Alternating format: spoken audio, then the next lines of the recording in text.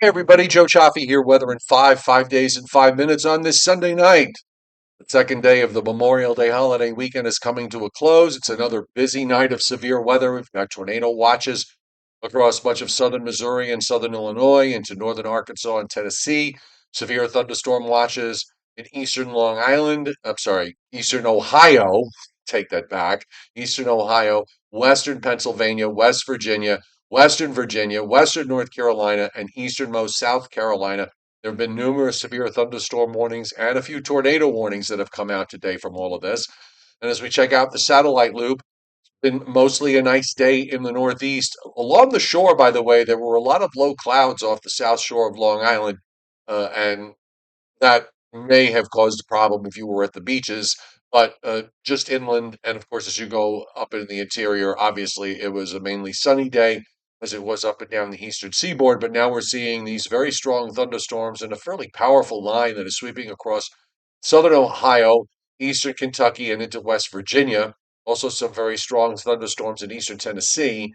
There's a second line that's now developing across Missouri from St. Louis southwestward.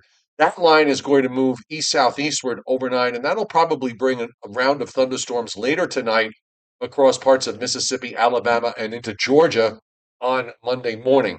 We will be seeing a cold front and a rather strong one move through the eastern part of the United States because we have a strong storm system up in northwestern Illinois. You can see the rotation on the satellites pretty obvious there. And as that storm intensifies, it is going to open the door for severe weather risk in the Northeast and Mid Atlantic states on Monday. Here's what the radar looks like as of 6 p.m. Eastern time. Let's just go back here, and you can see these yellow boxes are all severe thunderstorm warnings. The red boxes that pop up are various tornado warnings that have come up. And then we have that second line from St. Louis southwestward in the corner there of Arkansas, Oklahoma, and Missouri. Again, that's the second line that I think will move more east and southeast and bring more thunderstorms later tonight across parts of the deep south. We've got some showers and a few thunderstorms in the Dakotas and on up into Montana, and also a little bit of rain up in the Pacific Northwest. Now, right now, we have a moderate risk of severe weather. Southeastern Missouri into northwestern Tennessee, southern Illinois, much of western Kentucky, southern Indiana is kind of on the border of that.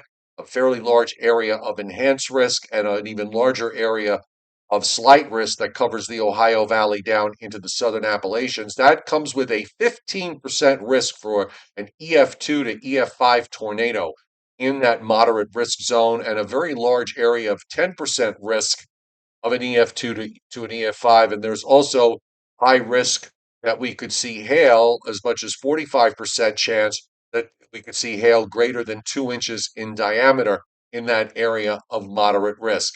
Now, so far for tomorrow, what SPC has done today is they've expanded the slight risk area much further to the north. So it now covers all of eastern and central Pennsylvania, just about all of New Jersey to about New York City. It cuts off over eastern Long Island and western Connecticut, and then goes northwest up into north central New York. A lot is going to depend on how this warm sector sets up tomorrow and how much of an ocean influences there are going to be, at least along coastal areas. But I think in inland areas, there's a fairly good chance that we could see some thunderstorms. They've also elevated the risk for tornadoes, putting in a rather large geographic area from eastern North Carolina up to western New Jersey and eastern Pennsylvania of a 5% risk for tornadoes, and then a surrounding 2% area that goes further back into Pennsylvania and Virginia down into western North Carolina. We also have some 2% risk areas in parts of Alabama and Georgia, and also into parts of Texas, in central Texas. And then after Monday, I think the severe weather risk is going to relax somewhat for the week. It doesn't completely disappear, but we have areas in southwest Texas as well as in western Montana and northern Idaho that are going to be under a marginal risk, and that would be for Tuesday into Wednesday. There's been some flash flooding, and as far as rain is concerned, rainfall amounts are going to be considerable across much of central and north Texas into Oklahoma. We're talking even an area of 5 to 7 inches of rain in north central and northeast Texas and in south central Oklahoma. And that's includes the Dallas Fort Worth areas kind of on the edge of that. and a larger 3 to 5 inch area band that goes even further south and west.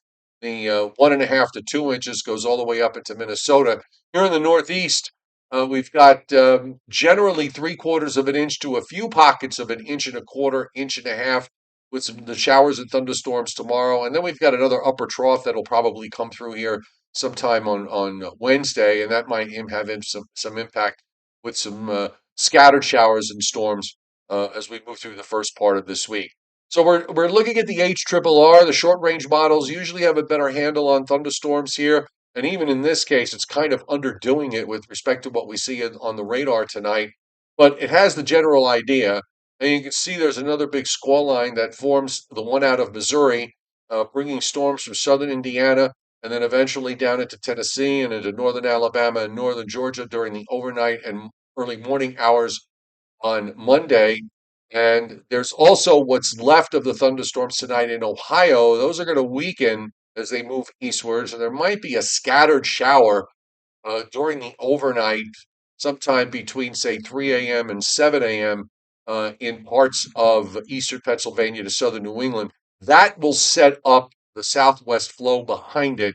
So if the sun comes out and we get ample daytime heating and the ocean doesn't get in the way with sea breezes, then as the front and upper trough approach, you can see that the model generates what looks like a line of showers and some thunderstorms that comes through late Monday afternoon and Monday evening, and that extends down into the middle and South Atlantic states. I tend to think that the models, the HRRR and others, they're, they're sort of underdoing this.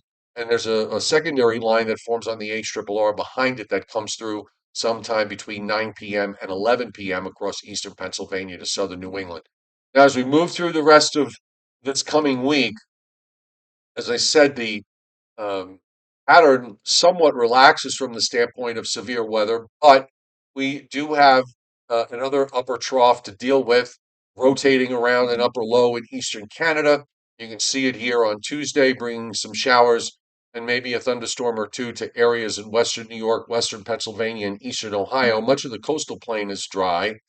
And then on Wednesday, as the upper trough swings through in the afternoon and evening, there might be a shower or thunderstorm with that. Overall, this coming week is going to feature near or cooler than normal temperatures, particularly for the middle and latter part of this week, as a chilly high, quote unquote, chilly, comes down out of Canada.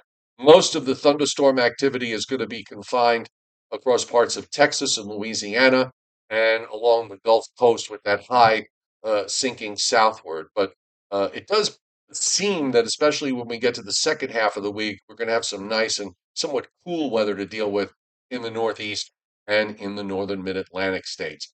We don't have a Joe and Joe weather show this Sunday night, but we will have one Monday night at 7:35 p.m. Eastern Time, which will probably be around the time that severe weather will be moving through. So be sure to tune us in Monday night, Memorial Day at 7:35 p.m. Eastern.